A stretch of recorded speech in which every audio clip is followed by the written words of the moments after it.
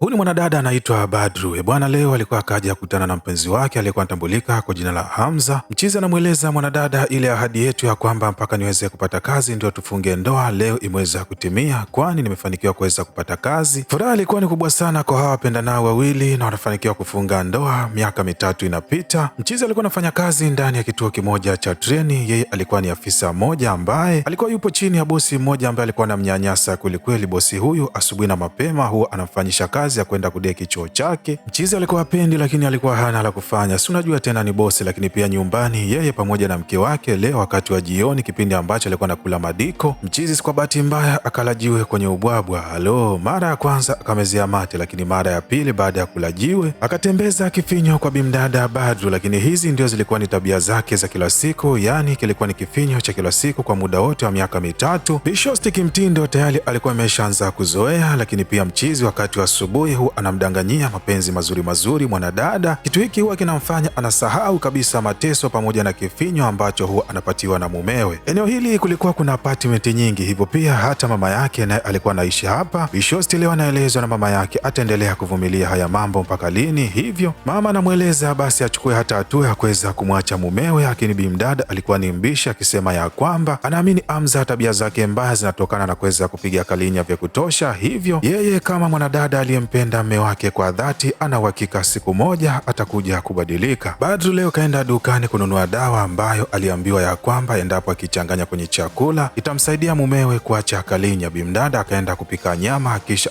akaichanganya. Hasa Hamza kipindi ambacho alikuwa anatoka kazini akapita pale kijiweni ambapo bimdada alifanikiwa kuweza kununua ile dawa. Akaanza kumtania wakisema ya kwamba unasikia bwana, una mpango wa kuacha kalinya. Mchizi akatafakari sana kwa nini hawa waungwana walikuwa wanaongea haya maneno, lakini pia hata baada ya kufika nyumbani chakula ambacho alikuwa akikuta mkeo amekiandaa alishangaa sana, mbona chakula hiki kilikuwa ni kitamu kweli kweli, lakini pia kulikuwa kuna nyama ya kutosha. Mwanadada anamwambia mumewe yeye amesha kula posheni yake, hivyo iliyobaki yote inabidi ale mumewe. Mchizi akatafakari kisha akamshika mkewe na kumweleza chakula hiki hataweza kukila mpaka yeye aanze kwanza kukila. Bimdada ikabidi aongee ukweli mzima kwa Hamza. Mchizi akaamua tena kutembeza kichapo kwa mkewe. Tena kichapo cha leo kilikuwa ni cha kwenda majirani, kazi yao huwa ni kuweza tu kuwasha redio ili kuepuka kusikia kelele ambazo bimdada alikuwa anazitoa kipindi ambacho kichapo kilikuwa kinaendelea. Bimdada alikuwa anampenda sana Hamza, hivyo leo anamuuliza tena mchizi ya kwamba ni lini atafanya harakati za kuanza kutafuta mtoto. Mchizi anamweleza mwanadada ampatie muda, lakini Badru anamweleza mchizi ya kwamba huu ni mwaka wa 3, kila siku stori zake huwa ni hizi wala hazibadiliki kabisa. Leo Bishosti kapokea mzigo. Bwana, ulikuwa ni mzigo wa gauni jekundu pamoja na viatu vyekundu, lakini pia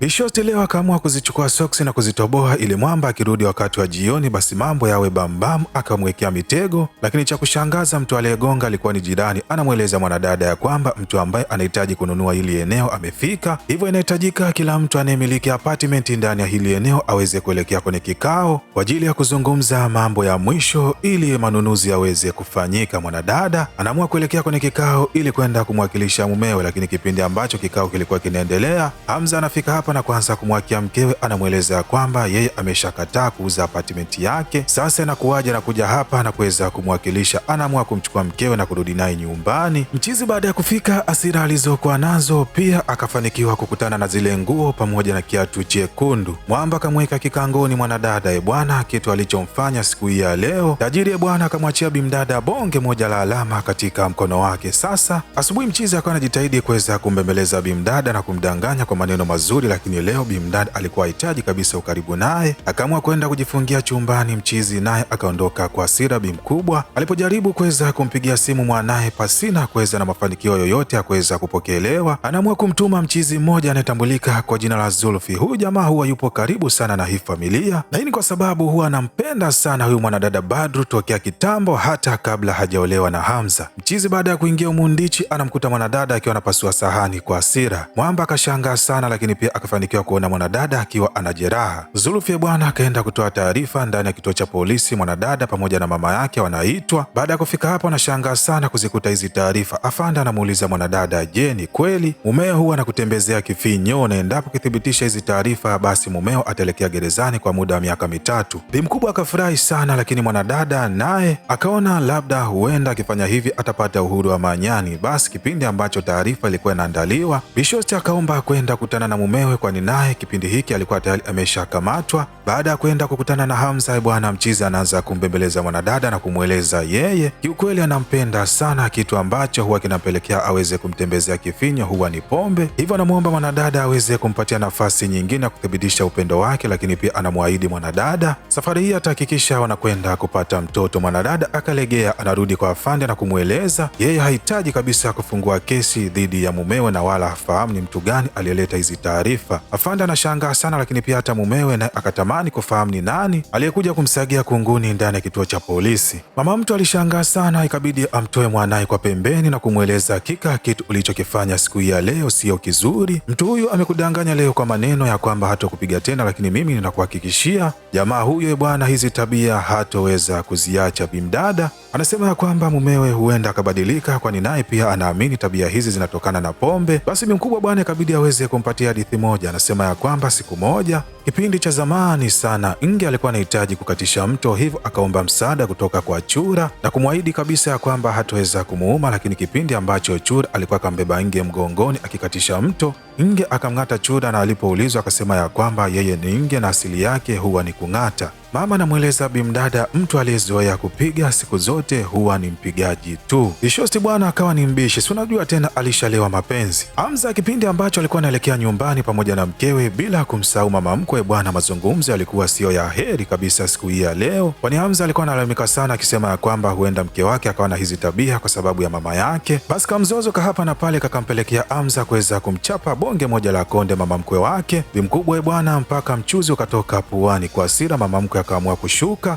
Leo anamweleza binti yake inabidi achague kati ya mama ama mume wake. Binti akatafakari, lakini matendo aliyoyafanya moja kwa moja akaonyesha kabisa kwamba amemchagua mumewe Hamza. Mama akaamua kumnunia binti yake, hata simu kwa sasa alikuwa hapokei kabisa bimdada. Lakini kwa upande wa Hamza leo anaelekea hospitalini na kuelezwa ya kwamba inabidi aache pombe, kwani asipofanya hivyo basi kuna hatihati ya kuweza kupoteza maisha. Halo muungwana akarudi nyumbani akiwa na huzuni kweli kweli. Anafika na kutana na bonge moja ya surprise mke wake akiwa kamwandalia na kumweleza taarifa njema ya kwamba kwa sasa anaenda kwa mama kwani ni mjamzito. Hizi zilikuwa ni taarifa njema sana kwa bimdada, kwani hii ndio ilikuwa kiu yake kubwa sana kwenye maisha yake. Lakini pia akaamua kufunga safari mpaka kwa mama yake, anaenda kumpatia hizi taarifa njema. Bimkubwa akaweka tofauti zao pembeni na kumkumbatia mwanaye kwa furaha, lakini pia naye Hamza akaja kumwomba msamaha mama mkwe wake. Basi furaha ikarudi tena kwa hizi familia mbili, lakini pia mama mkwe akaamua kwa sasa huwa anapika chakula na kukiuza katika sehemu mbalimbali. Mtu ambaye alikuwa anatembeza hiki chakula hakuwa mwingine bali alikuwa ni Zofi. Wateja wao wa kwanza wakawa ni watu kutoka ndani ya kituo cha polisi. Biashara ikawa inaenda vizuri, lakini pia hata nyumbani kwa kina Hamza wenyewe pamoja na bimdada mambo yakaendelea kuwa ni mazuri, japokuwa kuna siku moja mchizi alikuwa anatembeza kifinyo kwa bimdada, lakini tofauti zao alikuwa anaziweka pembeni na maisha mengine anasonga. Hamza kiu yake kubwa akawa bado anahitaji kufahamu ni nani ambaye alienda kumsagia kunguni ndani ya kituo cha polisi. Leo baada ya kuelekea ndani ya kituo cha polisi akafanikiwa kumwona Zulfi. Moja kwa moja akatambua ya kwamba huenda huyu jamaa ndo akawa ni mtu ambaye alikuja hapa kumsagia kunguni bwana. Zulfi anaamua kumpigia simu mwanadada na kumpatia hizi taarifa ya kwamba Hamza anakuja nyumbani akiwa na hasira baada ya kugundua ya kwamba yeye ndio alienda kumsagia kunguni ndani ya kituo cha polisi. Mwanadada anaamua kufunga mlango kwa kujihami, lakini Hamza anafika hapa na kuweza kuvunja. Anaingia humu ndani, anaanza kutembeza palasa kwa bimdada bila kujali kabisa ya kwamba huyu mwanadada kwa sasa alikuwa ni mjamzito. Palasa hili bwana linampelekea mwanadada kuweza kuzima. Anakuja kuamka akiwa hospitalini, anapewa taarifa ambazo zilikuwa ni ngumu kweli kweli ya kwamba bwana ile furaha ambayo alikuwa anaitarajia kwa sasa haitawezekana, kwani imeweza kupotea. Badru alihuzunika, lakini pia akalia kwa uchungu sio kwa kawaida. Mama mtu baada ya kuzipata hizi taarifa mbio mbio anafika mpaka magetoni kwa kina Hamza, anamkuta baba mwenye nyumba akiwa kalala chakali huku akiwa akafungwa kwenye kiti. Bishosti anampatia taarifa zote mama yake na kumweleza amempatia dawa za usingizi ili atafakari, lakini pia aanze harakati za kulipa kisasi kwa muungwana na kurudisha heshima yake. Japo bimkubwa akawa anajaribu kupendekeza njia mbalimbali ambazo bimdada huenda akazifanya ili kumpoteza mtaalamu wetu Hamza. Badru yeye alikuwa na mawazo tofauti na kumweleza mama yake ya kwamba yeye ana mipango yake ambayo muda ukifika basi atamweleza. Mchizi alikuwa anapigiwa debe huku akiwa anajisikia kabisa, lakini alikuwa hana uwezo wowote wa kufanya kutokana na dawa ambazo alikuwa akapewa, lakini pia jinsi ambavyo alikuwa amefungwa. Leo mwanadada wakati wa jioni anavaa lile gauni lake jekundu la mitego pamoja na viatu vyake vizuri kabisa muungwana. Baada ya kuamka anaona apisi yake kali ikiwa imependeza kweli kweli, tena ilikuwa inavutia, lakini mwanadada leo alikuwa na kazi tofauti. Akakaa kwenye kiti kama kawaida yake bwana, akampatia mkataba na kumweleza inabidi usaini ili yule miliki mpya aweze kuinunua hii apartment, kwani yeye mwamba ndo alikuwa anazuia watu wengine wasiweze kununuliwa na kupata maukoto.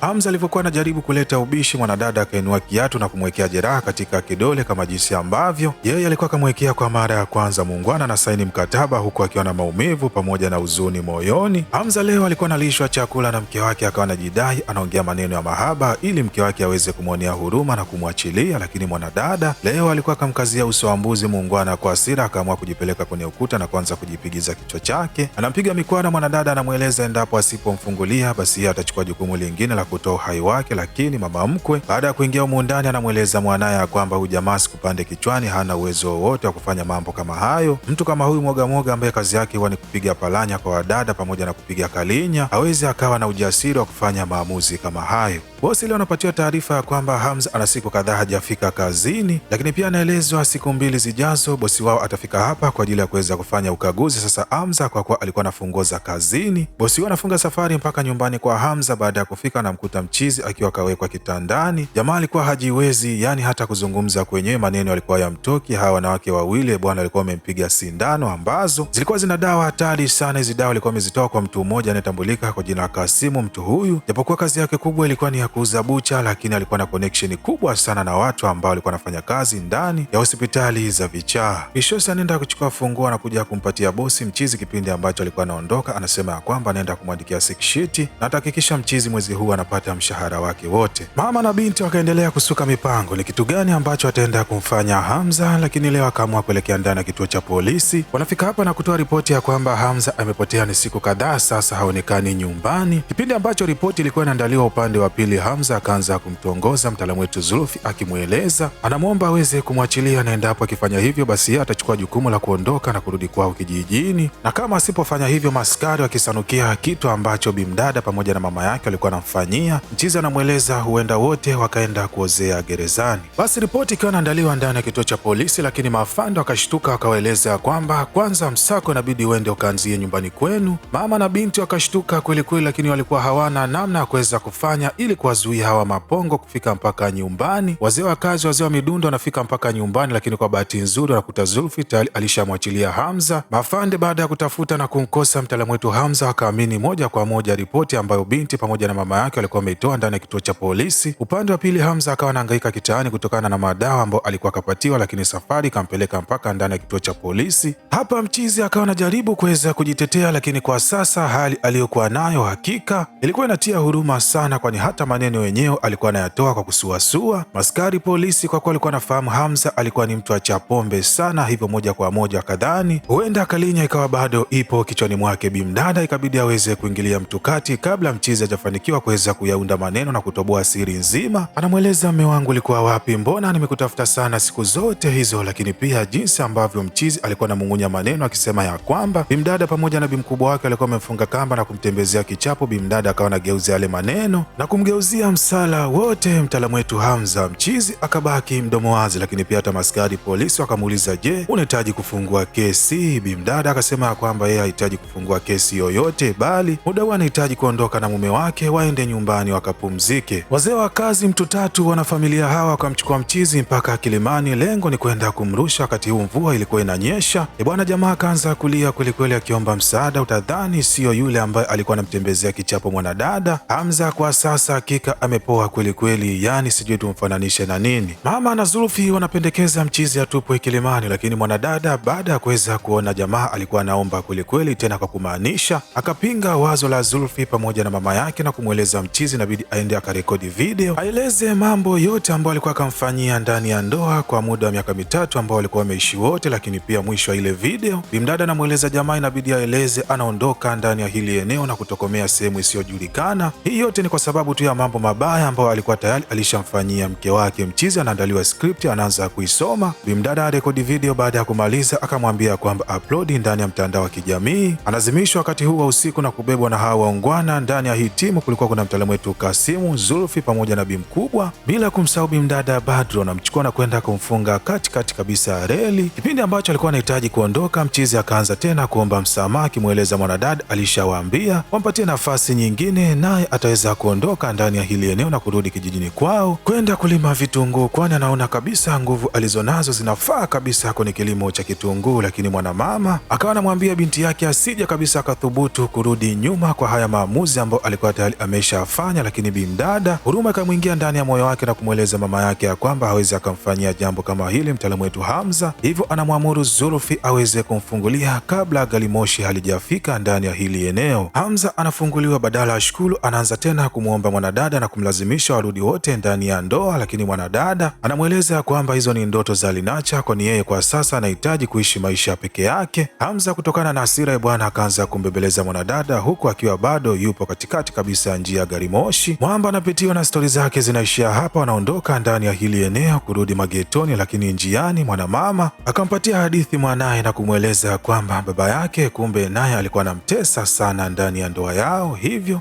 mwanamama huyu baada ya kuchoka mateso ambayo alikuwa anapatiwa na mume wake akaamua kumwangamiza, kisha akaenda kutoa taarifa ndani ya kituo cha polisi ya kwamba mzee alikuwa amepotea. Hivyo mama leo kutokana na hili tukio la mwanaye akaona labda angetafuta solution nyingine. Video inaenea ndani ya mitandao ya kijamii ile ambayo mchizi alikuwa kaiacha, lakini pia taarifa inatoka ya kwamba jamaa naye alichukua maamuzi ya kutoa uhai wake mwenyewe. Bimdada pamoja na mama yake wakawa analia kinafiki. Ukweli wa mambo ni kwamba hakika walikuwa wamefurahi kweli kweli. Bimdada anaanza maisha mengine tena ambayo alikuwa ni ya furaha kweli kweli. Lakini nami napenda kuuliza kwa wanadada, je, bimdada huyu kitu alichokifanya ni sahihi ama ni bora tu angeamua kumkimbia Hamza na kwenda kuanza maisha mengine? Halo bwana, hapa ndo unafika mwisho hadithi yetu, lakini kama umependa video hii na umeenjoy ama umejifunza jambo jipya, basi usisahau kushare, kulike na kusubscribe ili kuwa mwanafamilia wa kupata vigongo vikali vilivyonyooka na kupoa kama hivi kila siku.